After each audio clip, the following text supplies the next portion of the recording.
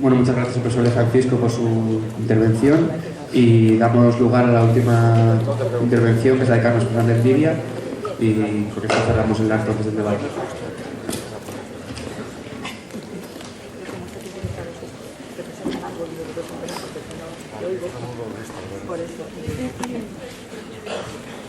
Pues buenos días, gracias a los organizadores por haber organizado de nuevo otra vez un congreso bien montado, que no siempre es habitual en la ciudad universitaria.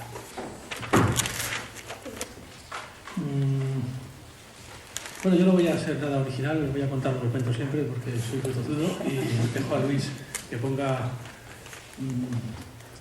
bueno, que saque a la luz la materia del debate, yo creo que esta tarde, ¿no? Que yo creo que es cuando realmente se puede montar más bien el cisco, ¿no? A Luis Alegre me refiero, no es por interpretable, claro. Pero yo voy a insistir machaconamente en lo que Luis y yo llevamos repitiendo todo el rato durante todos estos años. Fundamentalmente lo siguiente. O sea, creo que el marxismo hizo muy mal negocio al entender la Ilustración como el corpus del pensamiento de la burguesía triunfante. O sea, el corpus de pensamiento de la burguesía triunfante fue entendido por el marxismo precisamente como identificándolo más o menos con eso a lo que la historia de la filosofía ha llamado Ilustración. Bien, creo que eso fue un gravísimo error, en primer lugar porque de esa forma se cometió un error de interpretación histórica muy grave, que se suponía que la Ilustración había triunfado, que el proyecto político de la Ilustración había triunfado, cuando a mi entender lo que había que sacar a la luz precisamente es que el proyecto político de la Ilustración, es precisamente enterrado por la burguesía triunfante, es sepultado por la burguesía triunfante, es traicionado por la burguesía triunfante, y por tanto lo que hay que ver ahí es más bien un estrepitoso fracaso, más bien yo diría una sangrienta derrota, ¿no? Una sangrienta derrota del proyecto político de la Ilustración con todo lo que hablaba.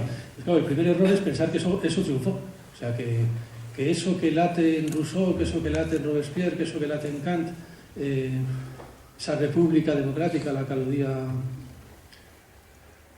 ahora antes de Francisco, que todo ese corpus conceptual republicano era un proyecto, encerraba un proyecto político que triunfó, cual me parece pues efectivamente un grave error de interpretación histórica. No sé, me remito por ejemplo a Florence Gautier, que por cierto creí que había sido invitada a este congreso en el que precisamente falta una gran presencia femenina, pero supongo que Florence Gautier pues no podría asistir porque de hecho fue invitada, ¿no? Creo. Bueno, creo que sí. Es la máxima autoridad, creo, ¿no? Sobre Robespierre en estos momentos a nivel mundial, o por lo menos en Francia. En segundo lugar, creo que se hizo un muy mal negocio al identificar la Ilustración con el pensamiento burgués, porque de esa forma, claro, el marxismo surtaba a sí mismo el cuerpo conceptual del pensamiento republicano y además de alguna manera lo regalaba gratis al enemigo. Y por tanto, claro, al regalar gratis al enemigo precisamente todo el armazón conceptual con el que pensaba la República Democrática, pues el marxismo se veía abocado a tener que inventar algo mejor que el pensamiento republicano, de tal manera que, bueno, había que encontrar algo mejor que la ciudadanía, entonces se inventaba el camarada, por ejemplo, ¿no? Se inventaba el camarada. Claro, así mientras que Kant y Hegel nos ayudaban a pensar lo que era ser ciudadano, o ayudaban al enemigo a fundamentar la ciudadanía, los marxistas, mientras tanto, teníamos que confiar en lumbreras como Stalin, o en lumbreras como Mao, o como el Che Guevara, vaya, ¿no? Para pensar eso de la camaradería, eso del hombre nuevo, eso de un hombre nuevo al que le viniera pequeño precisamente todo ese corpus de garantías jurídicas y de independencia civil que de alguna forma conformaba pues, la contextura ciudadana de eso que se consideraba el pequeño burgués egoísta, individualista y menor de edad, ¿no? O sea, esta idea de que el marxismo tendría en la chistera pues una especie de hombre nuevo para el cual el ciudadano burgués,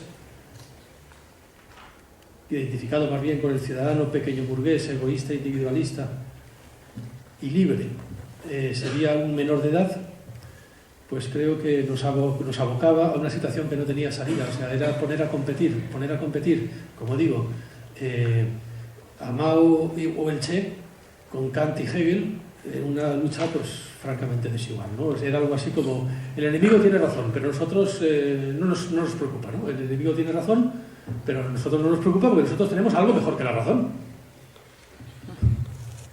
Algo mejor que la razón. Pues, algo mejor que la razón no es la mejor manera de acabar teniendo razón, ¿no? Respecto al tema de hoy, pues pasa lo mismo. Claro, en su empeño de regalar la razón al enemigo, que es precisamente el texto, vamos, el título de la polémica, el título de la ponencia que va a hacer Luis esta tarde precisamente, ¿no? Y de la polémica que va a montar, claro. En su empeño de regalar la razón al enemigo, el marxismo tampoco fue, por lo habitual, creo, nada respetuoso con el concepto de libertad. Claro, libertad no es extraño, porque es que libertad es el centro de gravedad, precisamente el centro de gravedad de toda la constelación conceptual de lo que el marxismo llamó el pensamiento burgués. Claro, es que está todo montado en torno al concepto de libertad. Por lo tanto, claro, superar la burguesía, de alguna forma, suponía superar la libertad. Y todo lo que ello conllevaba. Por ejemplo, claro, la Declaración de los Derechos Humanos, la Declaración de los Derechos del Hombre y del Ciudadano, con la cual precisamente los jacobinos habían ido a liberar a los esclavos. Porque claro, es que no olvidemos que precisamente la Declaración de los Derechos del Hombre y del Ciudadano, lo primero que es un instrumento para liberar a los esclavos, que luego inmediatamente son de nuevo vueltos a esclavizar, ¿no? En el mismo momento en que el golpe de Estado girondino da al traste con el gobierno jacobino. Para mí, momento en el que precisamente se puede decir que el proyecto político de la Ilustración ha fracasado o ha sido derrotado. Así es que superar la burguesía era superar la Ilustración, superar la libertad, superar los derechos humanos, pero no pasaba nada porque, bueno, nosotros siempre teníamos algo mejor, claro, ¿no? El hombre nuevo siempre era algo más que el ciudadano, era algo más que el individuo y algo más que libre. Otra cosa es lo que luego acababa siendo, naturalmente. Uno se estremece viendo la realidad de lo que ha sido este proyecto.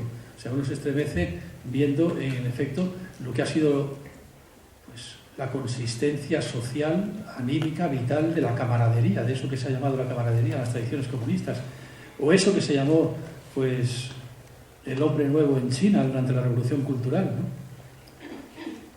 Cuando los vecinos se denunciaban unos a otros porque el vecino de al lado dejaba copular a los perros y eso daba mal ejemplo a los comunistas, ver a los perros copular, no digamos ya si veías a los vecinos copular, ¿no? Que eso era muy pequeño burgués. No sé si copular o ver al vecino o todo, ¿no? O sea, esa era la revolución cultural maoísta, esa obra maestra de la osadía antropológica, ¿no? Por la cual se pretendió llegar más allá de la ciudadanía y se consiguió desembocar en la prehistoria, ¿no? No sé, en la prehistoria tribal del confucianismo más rastrero, ¿no? Bueno, con respecto a la tradición marxista, yo creo que sería muy largo rebobinar hoy no puedo hacerlo, ¿no? Rebobinar para entender cómo se pudo llegar a una situación tan calamitosa, o sea, cómo se pudo llegar a plantear tan mal la cosa. Yo creo que ahí jugaron dos factores que no paso a explicar, pero bueno, sí por lo menos mencionar. Pues para empezar, un materialismo muy ramplón, al que no le venía bien el concepto de libertad. No sé, se acababa pensando en la libertad, no sé, hacía falta que los átomos se inclinaran un poco para que fuera posible pensar algo así como la libertad, ¿no? Pues ese materialismo muy ramplón, naturalmente no hacía ningún favor a la hora de reflexionar en serio sobre qué es lo que se nombraba precisamente con eso de la libertad. Y en segundo lugar, pues esa supuesta teoría general del curso histórico, esa supuesta pretensión de haber descubierto, de que Marx había descubierto unas leyes inexorables de la historia que se imponían sin atender a las voluntades individuales y por tanto sin atender precisamente a la libertad que estaba puesto en juego en la historia. Claro, todo ello contribuyó a formar un corpus dogmático de muy bajo nivel teórico y de consecuencias políticas bastante desastrosas, ¿no? Pero en cualquier caso creo que de muy bajo nivel teórico. Era un corpus teórico que no podía competir en serio en el interior de la historia de la filosofía. Con lo cual, efectivamente, en la historia de la filosofía, pues los marxistas finalmente acabamos por hacer bastante el ridículo, ¿no?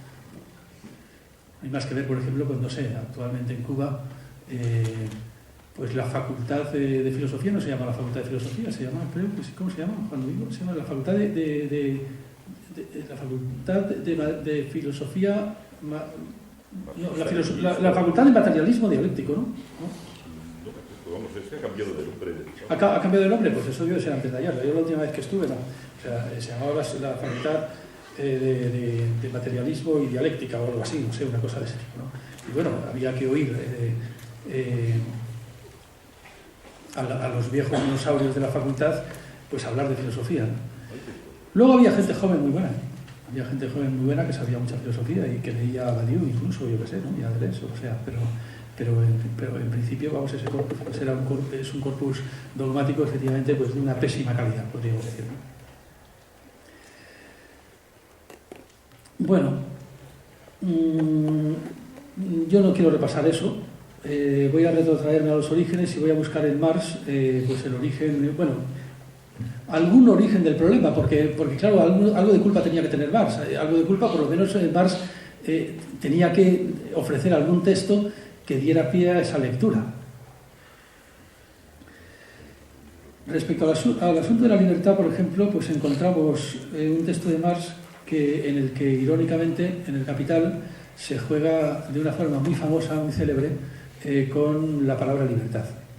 Es en el capítulo de la acumulación originaria, que es un capítulo, efectivamente, que bueno, de alguna forma ha sido muy mencionado en las dos ponencias anteriores. La acumulación originaria, es decir, el proceso histórico que dio lugar al capitalismo, fue un proceso, nos dice Marx, que al mismo tiempo que liberaba al pueblo de las servidumbres feudales, lo liberaba de los medios de producción. Dice, así se creó una nueva clase social, y la expresión de Marx es, así se creó, nos dice, un proletariado enteramente libre, enteramente libre. Esta frase pues se ha vuelto muy famosa, es efectivamente una frase muy célebre, y claro, naturalmente hace que podamos localizar en Marx, que en esta ironía de Marx, en este doble filo de la ironía de Marx, pues algo así como una doble cara de la libertad, un reverso tenebroso de la libertad. Por una parte, la revolución burguesa ha liberado al ser humano, a la población, de las servidumbres feudales, pero por otra parte le ha liberado de sus medios de producción. Bueno, de hecho el texto de Marx, no voy a leerlo ya que es muy corto, termina con esa expresión, dice, ¿cómo se produjo la acumulación originaria? Dice, bueno, la expoliación de los bienes eclesiásticos, la enajenación fraudulenta de las tierras fiscales, el robo de la propiedad comunal, la transformación usurpatoria practicada por el terrorismo más despiadado de la propiedad feudal y clánica en propiedad privada moderna. Todos estos métodos fueron otros tantos métodos idílicos de la acumulación originaria. Estos métodos conquistaron el campo para la agricultura capitalista, incorporaron el suelo al capital y crearon para la industria urbana la necesaria oferta de un proletariado enteramente libre. Esta es la ironía de Marx. Bueno, efectivamente, como ha dicho Andrés de Francisco, vivimos en realidad continuamente en un masivo proceso de acumulación originaria. O sea, por ejemplo, yo estuve investigando ahí en Chiapas pues unas sociedades tribales mayas que estaban masivamente, en el momento en que yo estuve, eran los años 90, masivamente convirtiéndose al evangelismo. Bueno, la verdad es que el evangelismo se había convertido en un instrumento de acumulación originaria, podríamos decir, en el que se podían localizar muy gráficamente estas dos caras de las que está hablando Marx. O sea, por una parte, claro, estos indígenas mayas, de la comunidad, por ejemplo, de Chamula, pues pertenecen a una comunidad tribal, con un cacique en el interior de la iglesia, que es podríamos decir, una estatua de madera, que es San Juan. Bueno, San Juan es una estatua católica, pero bueno, ellos han incorporado ahí pues todas sus creencias, probablemente mayas o precolombinas, no sé. Y bueno, pues adoran a San Juan, entre otras cosas, porque San Juan lleva un corderito y fundamentalmente es un pueblo de pastores, ¿no? Entonces ahí vieron pues, que ese debía ser su jefe, ¿no? A partir de su jefe en los cielos, o en la iglesia más bien, porque no creo que lo piensen en los cielos, lo piensan en la iglesia, por eso algunos los consideran idólatras, ¿no? Bueno, pues se forma todo un sistema de cargos que supone una sumisión tribal monstruosa. Claro, visto desde un cierto, bueno, no sé, claro, sí, lo ves desde el punto de vista de la ilustración o algo así, desde un punto de vista, bueno, no de la ilustración, sino del sistema de instrucción pública europeo, y bueno, pues dices, bueno, pues aquí hay una sumisión, no, una sumisión tribal estremecedora, ¿no? Para empezar, el sistema de cargos funciona como un sistema que, bueno, a los antropólogos gringos que estudiaron en esas comunidades mayas en primer lugar, les pareció un sistema antropológicamente muy interesante y políticamente también, porque es un sistema de destrucción de riqueza. En cuanto San Juan, o mejor dicho, los cargos que tienen la autoridad en el pueblo, ve que te estás enriqueciendo, pues inmediatamente te nombra a cargo de una festividad que tienes que organizar tú y pagar con tu propio bolsillo. Es decir, que cualquier riqueza excedente la dilapidas en una fiesta, en una festividad. Una festividad además en la que tienes obligación de estar borracho durante 15 días, ¿no? Porque tienes que estar bebiendo trago, porque de lo contrario no se sabe qué cosas te pasan, ¿no? Es decir, que bueno, tienes que beber mucho, tienes que gastarte toda tu fortuna, naturalmente, por tanto es imposible acumular. Bueno, al mismo tiempo, naturalmente, hay unos listillos que sí que logran encontrar la manera de acumular, y esos acaban siendo los caciques que ocupan el lugar de San Juan cada vez que San Juan tiene que abrir la boca. En fin, bueno, lo que nos podemos imaginar, la misma marranería humana antropológica de siempre, ¿no? Pero bueno, a nivel tribal, ¿no? Así. Bueno, ¿qué ocurre? Pues vienen los evangelistas, los pastores evangélicos, y han logrado lo que no consiguió Hernán Cortés, ¿no? O sea, y lo que no consiguieron 500 años de catolicismo, pues los evangélicos lo logran inmediatamente. Llegan los pastores evangélicos y en un momento pues los consiguen convencer a todos de que abandonen todas sus festividades, que dejen de beber, porque claro, los evangélicos no pueden beber, y los tienen inmediatamente en un templo cantando aleluyas con una guitarra eléctrica, y están ahí los indígenas, vestidos de indígenas, cantando aleluyas con la guitarra eléctrica, mientras el pastor evangélico les traduce la Biblia a toda mecha. Por cierto, no sé dónde aprenden la lengua indígena también, ahí en Miami, porque todos vienen de Miami, pero vienen sabiendo la lengua indígena ya, ¿no? ¿Cuál es el resultado? Bueno, como dejan de beber, dejan de participar en los ritos de la comunidad, dejan de tener acceso a los comunes de la comunidad, dejan de tener derecho al regadío, dejan de tener derecho a los pastos comunales, con lo cual, claro, llegan las autoridades indígenas y le dicen, bueno, te has convertido al evangelismo, ya no vas a beber, no vas a ser cargo de la fiesta de Santa Marta, no puedo porque no puedo beber. Bueno, pues expulsado de la comunidad, lógicamente. Con lo cual, claro, inmediatamente son expulsados de la comunidad. ¿Y a dónde van a parar? Pues van a parar a San Cristóbal de las Casas, a Tuxtla Gutiérrez, a Distrito Federal, formando una especie de cinturón de chabolas, de desarraigados sin tener ninguna posibilidad de sobrevivir más que ya a través del mercado asalariado. Se han convertido al evangelismo, han dejado de pertenecer a la comunidad y se han convertido pues, en un proletariado enteramente libre. Libres sí, en el sentido de que ya no son siervos de San Juan y ya no obedecen la autoridad de los caciques ni la autoridad de la tradición. Pero claro, el problema está en que ahora no tienen nada que comer. Es decir, o sea, la liberación de las servidumbres feudales no es más que la otra cara, en este sentido, y ahí viene el texto de Marx, de otra expropiación, que es esa expropiación que de forma generalizada pues separó a la población en general de sus condiciones de existencia. La razón Bueno, pues es sencilla, ¿no? Estas servidumbres feudales, tribales, religiosas, vertebraban un modo de producción que daba de comer a la población. En el mismo momento en que estas servidumbres desaparecen, lo que desaparece es el modo de producción que te da de comer. O sea, es algo así como quedar a la intemperie del mercado laboral ocurre precisamente en el momento en que quedas tanto liberado de tus servidumbres como liberado del modo de producción que te da de comer. O sea, es decir, el asunto es que la servidumbre daba de comer, la servidumbre daba de comer, como siervo comías. Pero es que la libertad no se come. Si la libertad se comiera no habría ningún problema. O sea, si la libertad se comiera realmente nos habríamos ahorrado el capitalismo. Habríamos pasado del feudalismo al comunismo o algo así. Pero el problema es que la libertad no se come.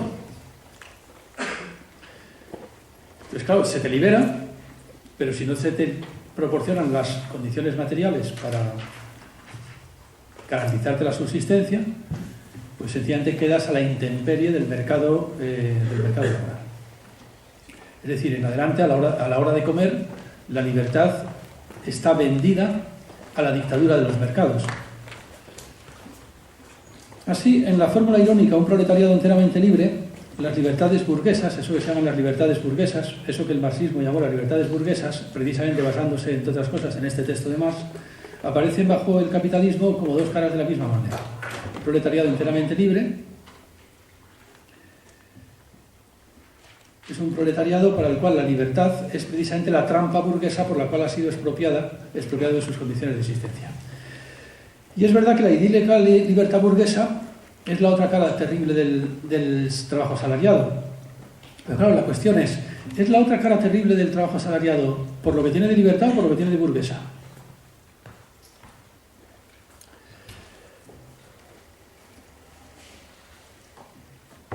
Lo que la libertad tiene de burguesa bajo el capitalismo es que es la otra cara de la expropiación. O sea, es un bonito negocio, desde luego, decir a la población eres libre para hacer lo que quieras, pero en unas condiciones en las que no vas a poder hacer nada, excepto trabajar en lo que sea, como sea, al precio que sea, de la manera que sea. Eres libre de todo en unas condiciones materiales en las que no eres capaz de hacer nada, ¿no? Eres libre para nada. Bueno, me parece bastante obvio que lo que esto quiere decir es que suprimir el capitalismo es suprimir la expropiación y, por tanto, la condición burguesa de la libertad, no suprimir la libertad, ni encontrar algo mejor que la libertad, ni algo más allá de la libertad.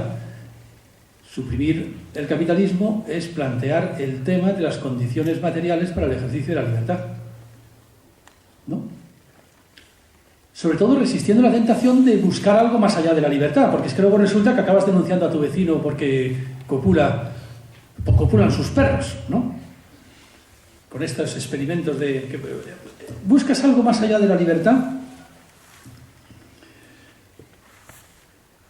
Pero ¿qué es la libertad? ¿Qué es la libertad? ¿Cómo vas a buscar más allá de la libertad? Yo creo que la libertad, digamos, es el nombre con el que en la historia de la filosofía se nombra el único más allá del que podemos estar seguros. Es que es la única manera de buscar algo así como un más allá, precisamente. Es el único más allá del que estamos seguros. La libertad es una especie de más allá de la consistencia temporal. Es algo así como, no sé cómo decirlo. O sea, ¿cómo vamos a pensar la libertad? Pues en oposición al tiempo. O sea, las cosas se encajan en el tiempo como encajan. Por ejemplo, el pez grande se come al chico, ¿no? Y si buscas todos los contextos y haces a todas las cosas encajar unas con otras, pues tienes efectivamente lo que Kant llamó, pues, la forma a priori de la sensibilidad en general. Es decir, algo así como el darse de las cosas en general. Aquello en lo que consiste que las cosas se den. Eso es el tiempo. Bueno, pues todo lo que se da en el tiempo. Bueno, pues y encajan las cosas en el tiempo. Bueno, pues, y dentro del tiempo, pues unas cosas tienen más poder que otras. El pez grande se come al chico. Claro, que haya una libertad más allá que haya una voz más allá del tiempo que diga que independientemente de cómo encajen las cosas o de cómo están encajando, deben de encajar de otra forma, eso es un más allá, precisamente. Eso es un más allá. Así es que yo, ¿cómo podrías pensar lo que es la libertad más que como precisamente la única manera de pensar un más allá? Y claro, yo lo que digo es que es muy peligroso pensar un más allá del más allá, porque cuando piensas un más allá del más allá, pues lo que te encuentras es con el más acá. Claro. Es que libertad, ¿qué quiere decir? O sea, es que todos, porque, no sé, siempre parece que sabemos lo que quiere decir libertad, porque nos lo dicen en la tele, pero ¿libertad qué quiere decir? Pues lo único que pensamos cuando pensamos esa cosa tan rara, tan neuménica, ¿no? Es precisamente eso de un más allá del continuo encajar de las cosas unas con otras. Un más allá que consiste precisamente en decir que, bueno, que por encima de la sentencia de la historia, por encima del encajar de las cosas unas con otras en eso lo que llamamos historia, hay una autoridad que exige que las cosas se encajen de otra forma. Es decir, que las cosas, en lugar de estar en estado de historia, estén en estado de libertad. Suponiendo que la libertad lo que haya hecho en primer lugar al tomar la palabra sea dictar algo así como una declaración de derechos, pues que las cosas no estén en estado de historia quiere decir que estén en el estado de derecho, Así es que tampoco es descubrir la pólvora, efectivamente, pero vamos, no veo yo cómo se puede salir de la idea de que hablar de libertad es hablar precisamente de que las cosas deben de estar en el estado de derecho en lugar de en el estado en que las deja el tiempo, en el estado de historia, estoy diciendo, en estado de historia, por decirlo de alguna manera, ¿no?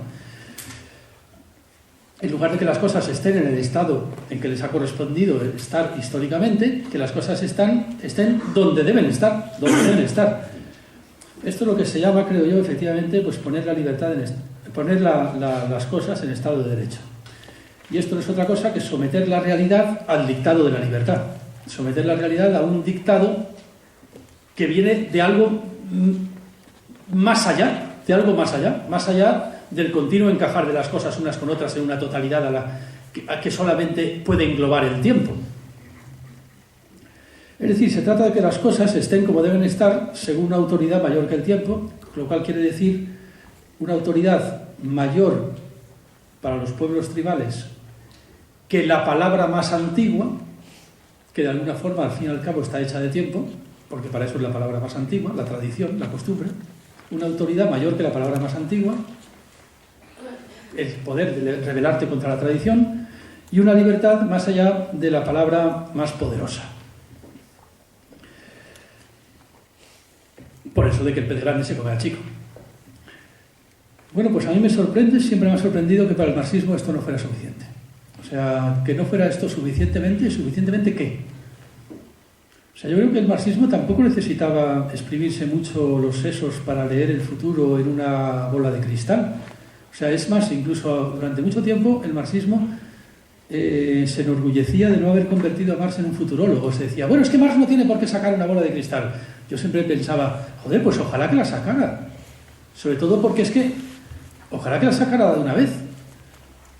Porque es que con esto de que Marx nunca sacó la bola de cristal, cada vez que se habla del comunismo se dice unas memeces, como eso del hermano Sol y el hermano Luna al final del Imperio de Negri, ¿no? O sea, se dice cada cosa. Bueno, pero si la bola de cristal la teníamos servida en bandeja. La teníamos completamente servida en bandeja. Pues el comunismo, pues lo que había que ver ahí pues sería que por primera vez sería posible hacer eso que se decía que se estaba haciendo. Es decir, eso de poner las cosas en estado de derecho. Es decir, que la libertad tomara la palabra por encima de la tradición y el poder. Para eso hacía falta proporcionar el poder a la libertad. Es decir, proporcionar algo así como el poder a los filósofos. Es decir, cumplir un programa platónico muy viejo, muy antiguo, ¿no? Es más bien una bola de cristal, esto era más antiguo vamos, era tan antiguo como Platón mismo, vamos. Nos habría bastado con decir que el comunismo sería por fin un estado de derecho, porque la libertad perdería precisamente así su carácter burgués. Empezaría a ser, en lugar de una libertad para nada, una libertad para algo. Y una libertad para algo, pues evidentemente así en general sería una libertad para la vida republicana. O sea, ¿qué va a ser?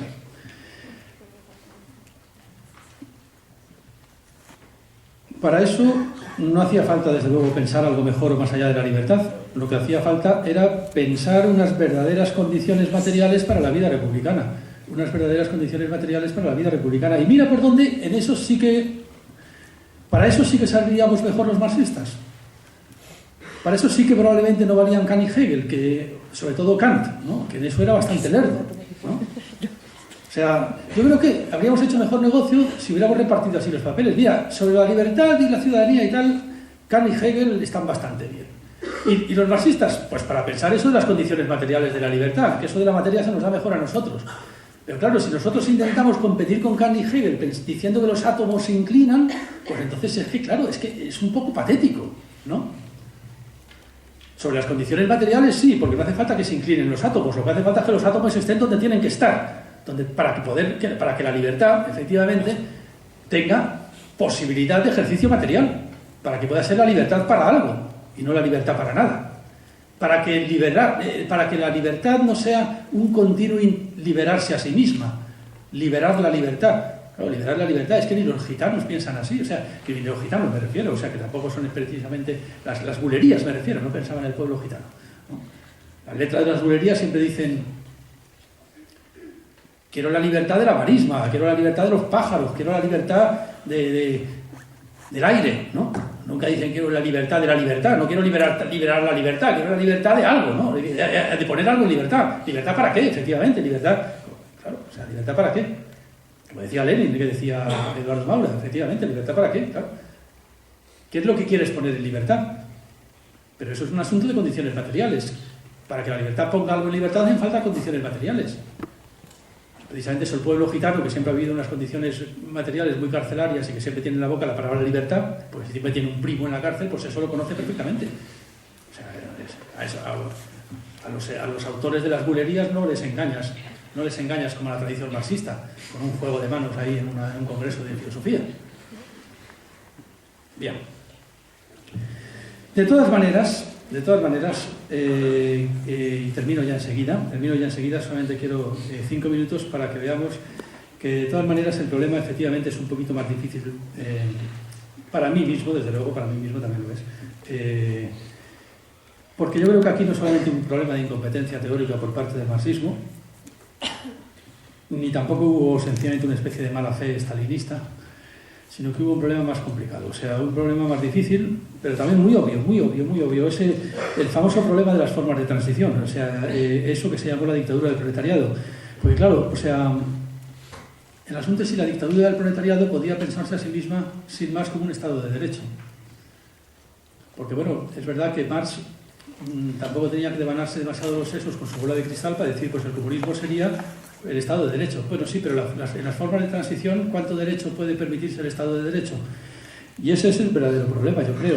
O sea, porque claro, si no era muy sencillo. O sea, no se trataba solo de que ahora fuera el 90% de la población la que ejerciera la dictadura sobre el 10%, o como dicen en Ocupemos Wall Street, el 99% de la población el que ahora ejerza la dictadura sobre el 1%, como se dice creo que en el manifiesto comunista, ¿no?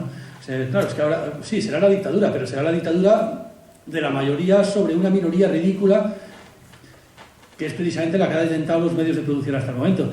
Pero es que el problema no era ese, el problema es que inmediatamente en cuanto haces una revolución, el problema es que no tienes solamente la revolución, tienes una guerra. Y el problema es que ese 1% puede perfectamente ganar la guerra. O sea, tú serás el 99% y ellos el 1%, pero es que el 1% puede ganar la guerra. Pero perfectamente, no sería la primera vez. O sea, claro, o sea, es que puede ganar la guerra. Y entonces tienes que ganar la guerra. Pero claro, no hay manera alguna de ganar una guerra en Estado de Derecho. Creo que por ahora no se ha inventado la manera de ganar una guerra en Estado de Derecho. O sea, no hay ejemplo. Inglaterra no fue un Estado de Derecho, ni pretendió serlo durante la Segunda Guerra Mundial. O sea, ni nada. O sea, que en realidad nunca lo fue. Pero es que yo creo ni pretendió serlo. O sea, un Estado de Derecho en estado de guerra es un estado de excepción. ¿Y hasta qué punto un estado de guerra tiene que decidir libremente suprimir o suspender libertades? Pues claro, esto es algo muy discutible, es algo muy grave y muy preocupante, muy vidrioso, y aquí es donde realmente nos empezamos a matar todos, yo creo, ¿no? Es una cosa que no se puede discutir en un máster de marxismo. Hay que discutirlo en la España del 36, en la España del 37, y lo malo, en la España del 38 y en la España del 39. O sea, en el Madrid ocupado, en el Madrid cercado, o sea, te pones a discutir cuánto Estado de Derecho te puedes permitir con Franco pegando tiros a las puertas de Madrid. Por ejemplo, en el libro este tan famoso de Arturo Barea, ¿no?, de La forja de un rebelde, Pues claro, Arturo Barea dice, yo nunca pensé que acabaría siendo de profesión censor de la prensa. Dice, es que yo estaba en contra de la censura, pero bueno, pues, al final he llegado a la conclusión de que no se puede ganar una guerra sin censura, ¿no? Entonces te ves a Arturo Barea, con todos sus cánticos a la libertad, pues al final siendo pues censor de la República en el año 38. Porque no hay manera de ganar una guerra sin censura. Y si no, que se lo digan a los sandinistas, que la perdieron, claro, ¿no? Bueno, yo no soy muy optimista a este respecto. A este respecto no soy muy optimista. O sea, yo creo que, desde luego, que hay diferencias entre Stalin y Fidel Castro. E incluso yo diría que hay diferencias más allá de Fidel Castro. Pero no tiendo a imaginarme una gran dosis de Estado de Derecho bajo el estado de excepción. Y desde luego que sin Estado no se gana una guerra. Eso yo ahí no lo veo. No. Se gana un ratito, pero muy poquito rato. Después te masacran.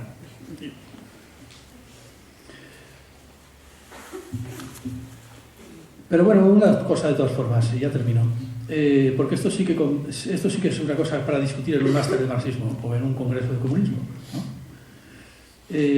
Para discutir este problema de las formas de transición, de la dictadura del proletariado, que sigue siendo la cuenta pendiente de siempre, ¿no? Sí que de todas formas habría convenido tener las ideas claras y no añadir a la dificultad del problema, que es inmensa, encima el dogmatismo y la confusión.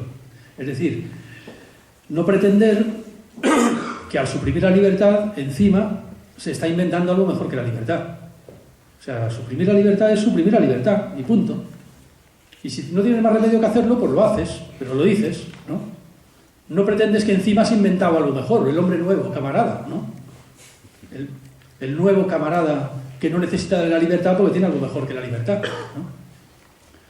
Por lo mismo, pues, yo creo que suspender el derecho, suspender las garantías jurídicas, es suspender el derecho y suspender las garantías jurídicas. Y bueno, pues es mejor que si tienes que suspender el derecho o suprimir ciertas garantías jurídicas, no pretendas estar inventando algo mejor que el derecho o que las garantías jurídicas. Suspender el derecho es suspender el derecho y nada más que eso, suspender el derecho. O sea que una cosa es suspender el derecho y otra estar muy orgulloso de hacerlo. Porque además es que no se suspenden de la misma forma el derecho y las libertades cuando se suspenden muy orgulloso de hacerlo que cuando se suspenden porque no tienen más remedio. Yo creo que no se suspenden de la misma forma.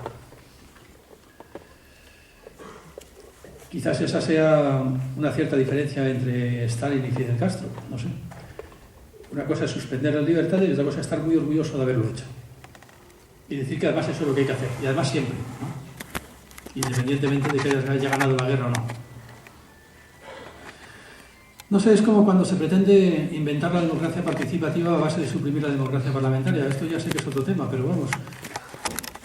Esto de suprimir la democracia parlamentaria, porque si tienes algo mejor que es la democracia participativa, pues no sé, es que una cosa es suprimir la democracia parlamentaria y otra cosa es estar muy orgulloso de hacerlo. O sea, yo no sé por qué hay que suprimir la democracia parlamentaria muy orgulloso de hacerla. ¿Que en este momento tenemos que estar contra la democracia parlamentaria? Bueno, pues probablemente sí, porque tenemos una clase política de bandidos que se ha apropiado de la democracia parlamentaria y del Parlamento. Pero no tenemos por qué estar muy orgullosos de suprimir el Parlamento, porque hemos inventado algo mucho mejor que la democracia participativa. O sea, bueno, yo creo que serán compatibles las dos cosas. Pero en fin, no quiero enredar, ya me voy a acabar aquí. Pero muchas gracias. Sí.